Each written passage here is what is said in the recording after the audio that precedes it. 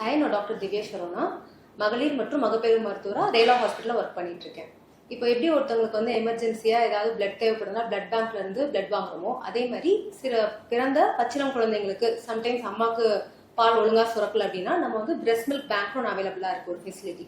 அது வந்து நமக்கு அதுல இருந்து நம்ம பால் வாங்கிக்கலாம் குழந்தைங்களுக்கு. அது வந்துட்டு எப்போ 1909 ஃபர்ஸ்ட் அவேர்னஸ் கிரியேட் ஆச்சு. நம்ம இந்தியாவில் வந்துட்டு 1989 ஃபர்ஸ்ட் பிரெஸ்ட் மில்க் பேங்க் வந்துட்டு மும்பைல இருந்துச்சு. இப்போ ஓவராலா இந்தியாவில் பார்த்தோம்னா 70 பிரெஸ்ட் மில்க் பேங்க்ஸ் இருக்கு. நம்ம தமிழ்நாட்டில் மட்டுமே 45 பிரெஸ்ட் மில்க் பேங்க்ஸ் இருக்கு.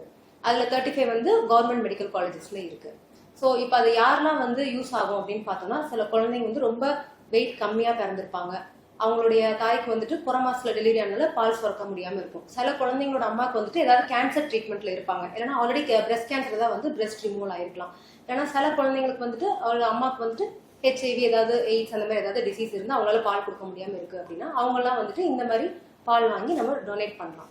ஸோ இது யாரெல்லாம் டொனேட் பண்ணலாம் அப்படின்னு பார்த்தோம்னா, தன் குழந்தைங்களுக்கு கொடுத்துட்டு அது போக எக்ஸஸா இருக்கும் சில பேருக்கு தாய்ப்பால். ஸோ இல்லைன்னா அவங்களுடைய குழந்தைங்களே ஏதாவது என்ஐசியில் அட்மிட் ஆயிருப்பாங்க, பட் அவங்களுக்கு பால் சுரந்துட்டே இருக்கும், அப்போ வந்து அவங்க டொனேட் பண்ணலாம். ஸோ இது எப்படி ப்ராசஸா வாங்குறாங்க அப்படின்னு பார்த்தோம்னா, இதுக்குன்னு ஒரு என்ஜிஓஸ் இருக்காங்க. அவங்க வந்து இந்த டோனார்ஸ் யாரெல்லாம் கொடுக்க விரும்புறாங்களோ அவங்க இந்த என்ஜிஓஸ் மூலமா அவங்க ஒரு பேக் கொடுப்பாங்க, மெடிக்கல் கிரேட் பேக். அதுல பிரெஸ்ட் மில்க் கலெக்ட் பண்ணி வீக்லி ஒன்ஸ் மாதிரி பிளட் பேங்க்குக்கு அவங்க ஃப்ரீசர்ல வச்சிருந்து ஸ்டோர் பண்ணிட்டு அப்புறம் பிரெஸ்ட் மில்க் பேங்க்குக்கு அவங்க டிரான்ஸ்ஃபர் பண்ணுவாங்க. ஸோ அங்க வந்துட்டு எல்லாம் அதை ஸ்கிரீன் பண்ணுவாங்க, இன்ஃபெக்ஷன் இருக்கான்னு ஸ்கிரீன் பண்ணுவாங்க. அதுக்கப்புறம் அதை பாஸ்டரைஸ் பண்ணி நல்லா -20°C ஸ்டோர் பண்ணுவாங்க. இந்த பிரெஸ்ட் மில்க் வந்துட்டு ரொம்ப சேஃபான பிரெஸ்ட் மில்க். இது மூலமா இதை குழந்தைங்களுக்கு கொடுக்கும் போது எந்த இன்ஃபெக்ஷனுமே வராது.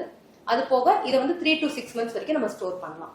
ஸோ இதை வந்துட்டு நம்ம எப்படி வாங்க முடியும்னா, இப்போ குழந்தைங்க வந்துட்டு பச்சிளம் வார்டில் அட்மிட் ஆயிருந்தாங்கன்னா அந்த பீடியாட்ரிஷியனோட பிரிஸ்கிரிப்ஷன் மூலமா மட்டும்தான் நம்ம வாங்க முடியும். ஸோ நம்ம வந்துட்டு இந்த மாதிரி பிரெஸ்ட் மில்க் பேங்க் மூலமா வாங்கும் போது குழந்தைங்களுக்கு கொடுக்குற மில்க் வந்து ரொம்ப சேஃபானதா இருக்கும், எந்த இன்ஃபெக்ஷன்ஸுமே வராமல் இருக்கும். நம்ம இது மற்ற யாருன்னே தெரியாதவங்களுக்கு டொனேட் பண்ணி அப்படியே வாங்கி சில பேர் கொடுப்பாங்க. அப்படிலாம் கொடுக்கும்போது இன்ஃபெக்ஷன் டிசீஸ் வரதுக்கான சான்சஸ் இருக்கு. யார்கிட்ட இருந்து என்ன வாங்கணும் தெரியாது.